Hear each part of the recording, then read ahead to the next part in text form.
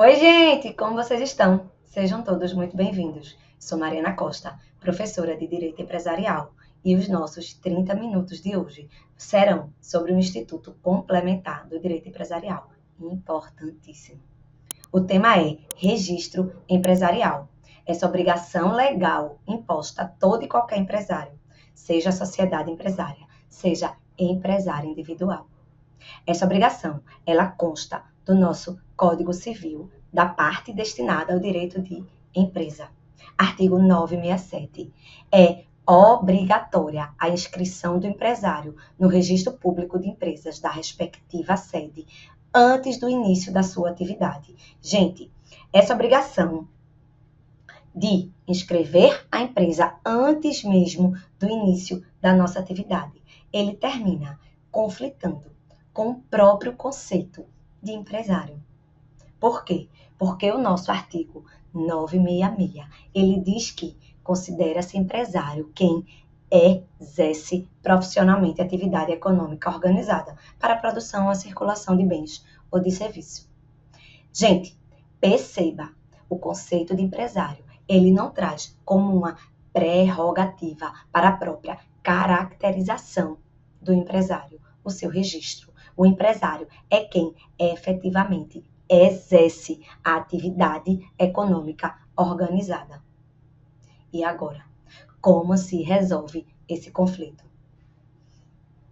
Veja só, a conclusão que se chegou é que a inscrição do empresário, apesar de ser uma obrigação, uma necessidade, a ausência dela, ela não retira do empresário a sua classificação como um agente empresário. A conclusão que se chega é que a inscrição, ela é requisito delineador da sua regularidade, não da sua caracterização. Ou seja, o empresário que não cumpra a exigência do 967, ele continua a ser um empresário, mas ele vai ser um empresário o quê? Irregular. Ele não cumpriu a sua obrigação. Não existe uma consequência, uma multa, uma penalidade legal para essa ausência de registro. Qual a consequência? Ele vai sofrer. Não existe no Código Civil, tá? Na nossa legislação empresarial, não existe uma penalidade. Mas esse empresário, ele não vai poder gozar de algumas prerrogativas inerentes à sua regularidade. Por exemplo, ele não vai poder se submeter aos dispositivos da Lei de Falência e Recuperação Empresarial, a nossa Lei 11.101, porque nessa lei temos que somente se aplica essa lei para o empresário devidamente registrado há mais de 2 anos. Essa é a nossa regra geral, né, da 11.101. Da mesma forma, o empresário irregular, o empresário não registrado, ele não vai participar de licitações públicas. Ele não terá o seu CNPJ, o Cadastro Nacional das Pessoas Jurídicas. Consequência, sanções tributárias. Ele não vai poder se matricular no INSS. Consequência, multas previdenciárias. Ou seja, não existe na legislação empresarial uma multa específica, uma penalidade em decorrência da ausência de registro. Mas existe em outras leis, em outros ordenamentos, microsistemas jurídicos, consequências decorrentes dessa ausência de registro. Certo, gente? É importante destacar que no projeto de lei do nosso novo Código Comercial, né, é importante a gente saber que tramita no Congresso Nacional um projeto de lei que vai substituir o nosso título do Código Civil destinado ao direito empresarial, e nesse código, até o presente momento, vai existir a regularização desse conceito de empresário, trazendo que o empresário é aquele devidamente registrado. Então, num primeiro momento, né, até o presente momento, na verdade, esse conflito entre o artigo 966 e 967, me parece que ele vai ser suprimido, mas o fato hoje é que o conceito de empresário não exige o registro Porém, se trata de uma obrigação legal imposta a todo e a qualquer empresário, no artigo 967. Consequência, o empresário não registrado, ele continua a ser um empresário, mas ele vai ser um empresário irregular. Registro do empresário, ele é delineador da regularidade. Registro, ele não é, regra geral, constitutivo da condição de empresário. Ele é declaratório dessa condição, tá? Pessoal, havendo o registro, qual a sua consequência? Existência legal das pessoas jurídicas de direito privado. Quando necessário, esse registro ele vai ser precedido de uma autorização ou aprovação do Poder Executivo. Regra geral, não é necessária essa autorização. Gente, a partir do registro, a pessoa jurídica, ela vai adquirir a sua personalidade jurídica. Complementação do artigo 985 com o artigo 45, ambos do nosso Código Civil. A sociedade adquire personalidade jurídica com a inscrição no registro próprio e na forma da lei dos seus atos constitutivos. Quando o 965 ele fala de registro próprio, ele está trazendo a diferença entre o registro requerido pela sociedade empresária e o registro requerido pela sociedade simples. Artigo 1150. O empresário e a sociedade empresária vinculam-se ao registro da empresa a cargo das juntas comerciais da respectiva sede. Sociedade simples, registro no cartório de registro civil das pessoas jurídicas, certo? Então, para efeitos do direito empresarial, obrigatoriamente esse registro ele vai ser pleiteado, requerido na junta comercial da sua respectiva sede. Pessoal, dando andamento. Sistema Nacional de Registro Empresarial. Por quê? Porque apesar do 1150 ele falar registro a cargo das juntas comerciais, o nosso Sistema Nacional de Registro Empresarial, o SINREM, ele é composto de 2 órgãos. DREI e juntas comerciais. DREI, órgão federal, Departamento de Registro Empresarial e Integração. Juntas comerciais, órgãos estaduais. O órgão central, portanto, é o DREI, em Brasília, órgão federal. Em cada estado da federação, uma junta comercial. São os órgãos locais, os órgãos estaduais. DREI e juntas federais, coladinhos, juntos, eles formam o Sistema Nacional de Registro Empresarial. Olha só, o artigo 3º da nossa Lei de Registro Empresarial, ele diz que os serviços de registro público de empresas mercantis e atividades afins serão exercidos em todo o território nacional, de maneira uniforme, harmônica e independente, pelo SINREM, composto pelos seguintes órgãos. Departamento Nacional de Registro Empresarial e Integração, esse era o antigo nome do DREI, tá? DNRC era o antigo nome e atualmente ele foi substituído em a sua nomenclatura pelo DREI, tá? Funções do DREI: supervisionar, orientar, coordenar, normatizar na área técnica. E supletivamente, ele vai ter a função na área administrativa, certo? Olha cá, gente. Normatizar com exclusividade. Quem manda, quem normatiza são as nossas aclamadas instruções normativas do DREI, né? Destacando a Instrução Normativa 81 de 2020, que mudou, alterou, modernizou sensivelmente o Sistema Nacional de Registro Empresarial, gente. É supervisionar, coordenar, organizar e manter atualizado o nosso Cadastro Nacional de Empresas Mercantis, em funcionamento em todo o Brasil, através das juntas comerciais. As juntas comerciais, elas têm subordinação técnica ao DREI, tá? Subordinação administrativa aos estados. Lembrando que o Distrito Federal, obviamente, também tem uma junta comercial para chamar de sua. Pessoal, conclusão, as juntas comerciais, elas têm subordinação híbrida. Falando de temática técnica, DREI. Falando de temática administrativa, ao estado na qual ela se localiza. Em razão dessa subordinação híbrida, o Superior Tribunal de Justiça, ele consolidou o entendimento de que há uma divisão de competência para apreciar as ações judiciais nas quais a junta comercial ela seja parte. Matéria administrativa, competência para processar e julgar as ações, ela vai ser da Justiça Estadual, Justiça Comum Estadual.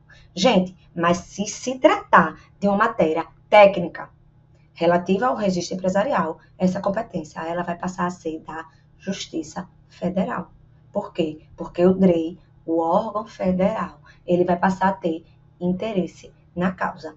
Então, demandas técnicas, mandado de segurança porque o presidente da junta alterou o horário de funcionamento. Justiça Estadual. Por quê? Porque vai se tratar de uma matéria administrativa. Horário de funcionamento, site fora do ar, essas questões burocráticas do próprio dia a dia da junta, Justiça Estadual. Mas se tratar da impugnação de uma instrução normativa, de uma negativa efetivamente decorrente de um embasamento, negativa de um registro decorrente de uma matéria técnica, Justiça Federal, certo?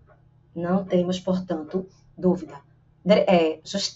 Junta comercial, subordinação híbrida, administrativamente, Estado. Consequência, demandas judiciais serão de competência da Justiça Comum Estadual.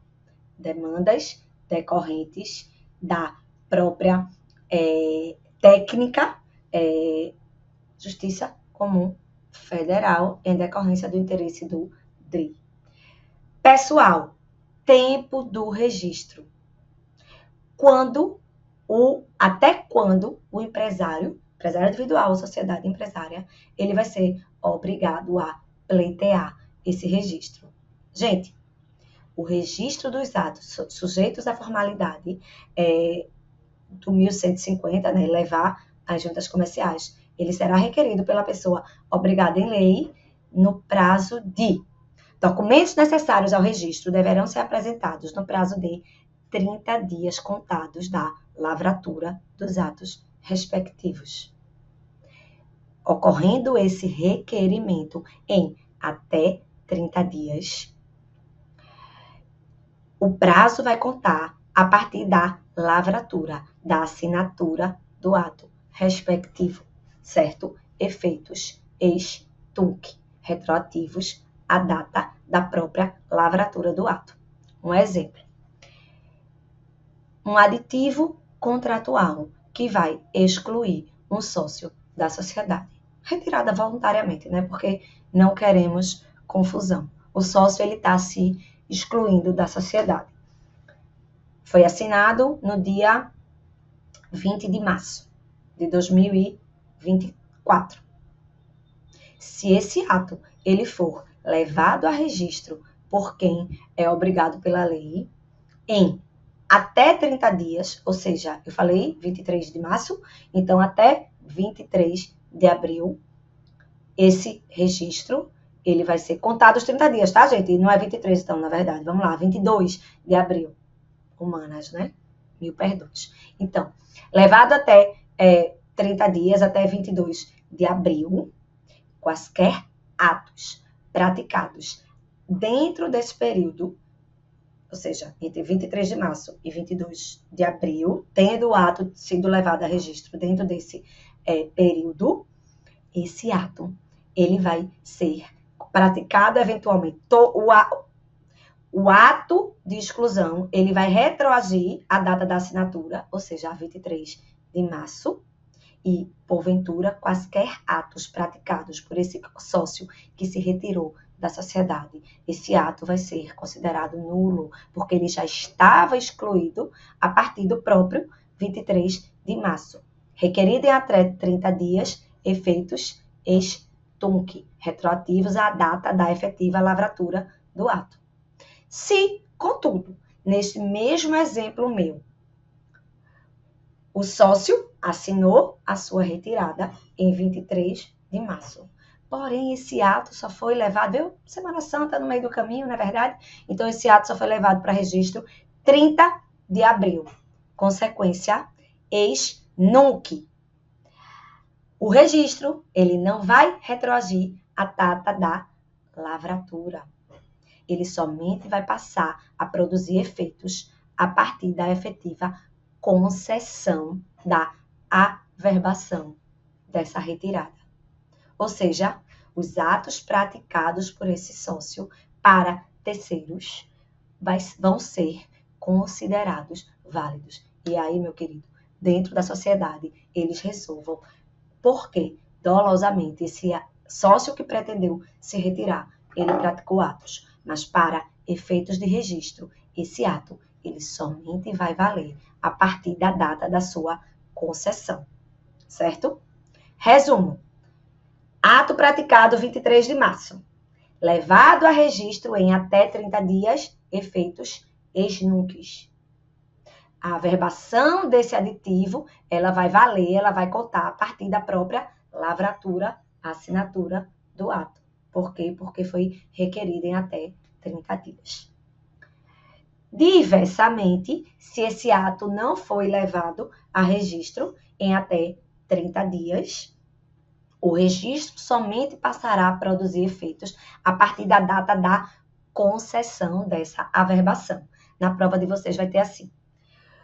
O registro, após 30 dias, o registro somente produzirá efeitos a partir da data do requerimento. Errado. A partir da data da lavratura. Errado.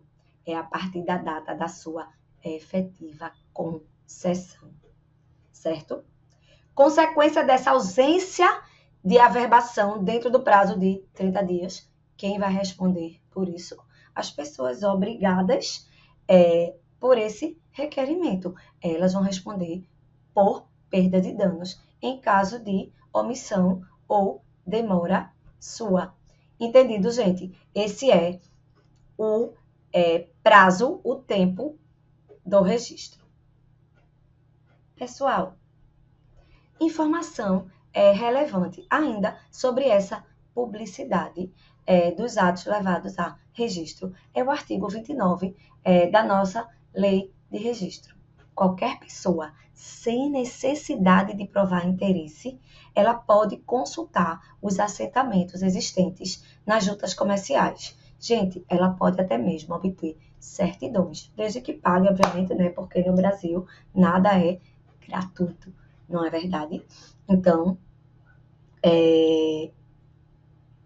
esse dispositivo, ele é um dispositivo queridinho pelos examinadores. Qualquer pessoa pode requerer, portanto, consulta e até certidões sem necessidade de provar interesse, em razão dessa publicidade, dessa função de tornar público os atos das sociedades, né, os atos empresariais no Brasil.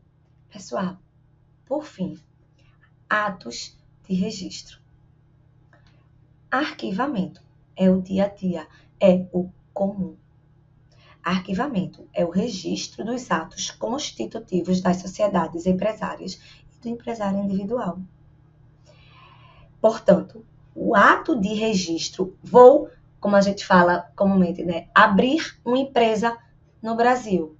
O contrato, o ato constitutivo da sociedade empresária, né, o estatuto ou o contrato social, ele vai ser levado para arquivamento. Já existe a sociedade registrada. Vou levar um termo aditivo, uma alteração contratual, aumento de capital, mudança da respectiva sede, entrada, saída de sócio, uma operação societária. Tudo isso, obrigatoriamente, deve ser levado para arquivamento, mas, no caso de uma alteração de uma sociedade já existente. A nomenclatura correta que a lei ela traz é uma averbação, certo? Então, arquivamento é o ato de registro do qual é espécie o próprio arquivamento da abertura e, em se tratando de uma alteração, a nomenclatura correta é averbação. Gente, além do arquivamento, também são obrigações do empresário, né, a serem realizadas, pleiteadas, requeridas na junta comercial, a matrícula. Matrícula é uma obrigação da empresa? Não. Matrícula é uma obrigação dos chamados auxiliares de comércio. Isso é, gente, uma herança lá das corporações de ofícios que estudamos na faculdade, normalmente, quando estamos aprendendo a história do direito empresarial, do direito comercial, na verdade, né? Então, antigamente, as corporações de ofício, elas dominavam a vida do comerciário, né? A vida do comércio, e ela regulava também, como prerrogativa sua, obrigação das corporações de ofício, matricular todos aqueles que atuam no auxílio do comerciário, hoje em dia do empresário. E essa herança das corporações de ofício, elas ficaram para as juntas comerciais. Então, leiloeiros, tradutores, intérpretes, são pessoas que trabalham para o comércio, para o dia a dia das empresas e que eles devem realizar a matrícula perante as juntas comerciais. Gente, na verdade, nessas situações, a junta comercial ela vai atuar muito mais como órgão regulador da profissão desses auxiliares do comércio do que propriamente como órgão federal de publicidade, de registro, tá? Ela é uma espécie de órgão, ela passa a ser, nesses casos, uma espécie de órgão regulador. Por fim, a autenticação. A autenticação é a nomenclatura dada à obrigação do empresário de levar a registro a sua escrituração contábil, os seus livros empresariais, né? É uma outra obrigação legal do empresário, tá? Que também vai ser efetivada, realizada nas juntas comerciais. Gente, duas informações relevantes ainda sobre o registro empresarial. Primeiro, cooperativas. A gente está cansado de saber que cooperativa, independentemente de seu objeto, ela vai ser considerada uma sociedade simples. Não existe cooperativa empresária. A cooperativa, portanto, ela, apesar de se tratar de uma sociedade simples, por opção legislativa, as cooperativas, elas vão ser inscritas nas juntas comerciais. É uma exceção, na verdade, ao registro exclusivamente de empresas nas juntas comerciais, tá? Ela vai se submeter ao registro nas juntas comerciais. Isso é na própria lei das cooperativas, tá?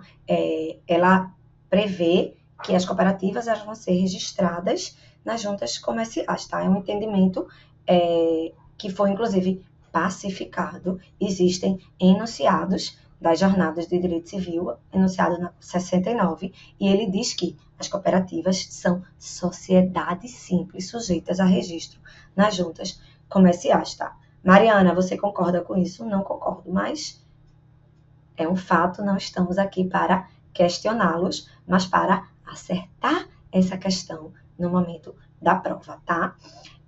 Por fim,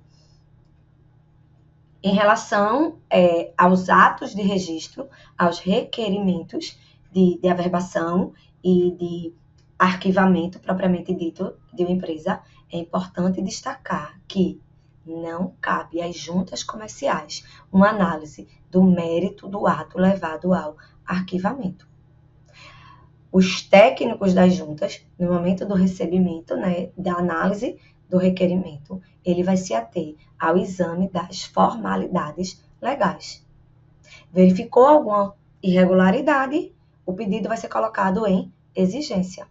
Não havendo irregularidade, aquele registro ele vai ser deferido. Junta comercial não faz essa análise do mérito dos atos, certo? Dos requerimentos.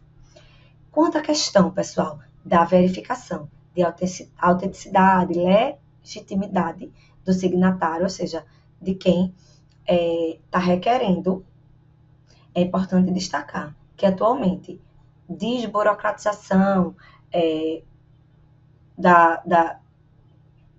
do dia a dia da empresa, lei de liberdade econômica, enfim, todos esses os princípios que geram essa necessidade trouxeram que atualmente não é mais necessário o reconhecimento de firma para atos levados a registro, certo? Isso foi uma alteração da Lei de Registro, da 8934, artigo 63, uma alteração de 2021. Os atos da Lei de Desburocratização, os atos levados a arquivamento nas juntas comerciais são dispensados do reconhecimento de firma. Então, não é mais necessária, tá, gente? Bem, é isso. Resumo de registro empresarial.